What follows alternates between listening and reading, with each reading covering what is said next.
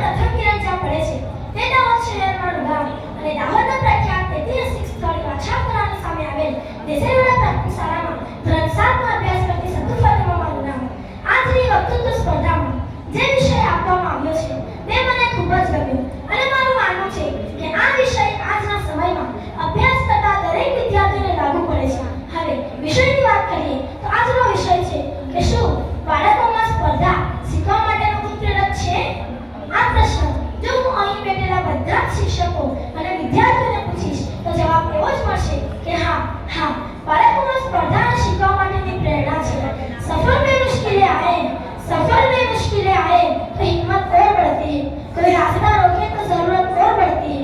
મારું માનવું છે કે કોઈ પણ સ્પર્ધા હોય તે બાળકના જીવન ઘડતર અને આત્મઘડતર માટેની જ હોય છે. કોઈ પણ સ્પર્ધા હોય તેમાં બાળક કંઈક ને કંઈક તો શીખે જ છે.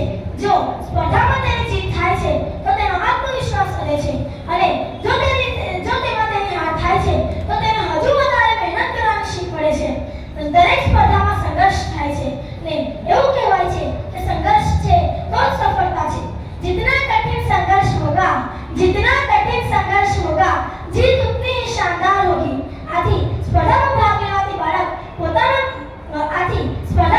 લેવાતી બાળકો સંઘર્ષ દ્વારા કંઈક ને કંઈક તો શીખશે જ, જે તેના માટે પ્રેરણા બની રહે છે.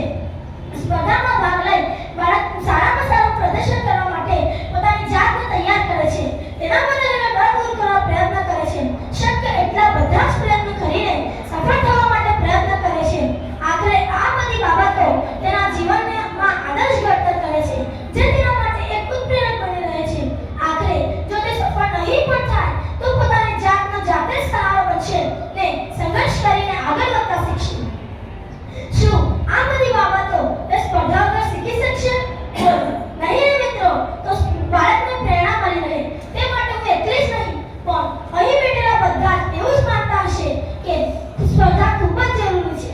આ સ્પર્ધાના વિષયમાં એક શબ્દ ખૂબ જ સરસ મૂકેલો છે, તે છે ઉત્પ્રેરક. આ શબ્દને આપણે સમજીએ. ઉત્પ્રેરક એટલે કે એક એવું તત્વ જે ક્રિયાની ગતિ વધારે છે, તે બળ પૂરું પાડે છે, તેને પ્રેરણા આપે છે. હું બાળકના જીવનમાં સ્પર્ધાને સૌથી શક્તિશાળી ઉત્પ્રેરક માનું છું. થોડી વાર માટે તમે વિચારો, જો બાળકના જીવનમાં સ્પર્ધા જ ન હોય, શું તે મહેનત કરશે? પોતાનામાં રહેલા કૌશલ્યને ઓળખશે? સફળ થવા માટે પોતાની પૂરી તાકાત લગાવશે? નહીં ને.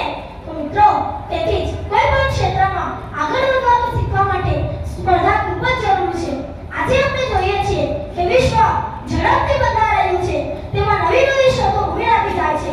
એનું કારણ શું? આ સ્પર્ધા જ ને. જો સ્પર્ધા છે તો જ બાળકમાં વિચારવા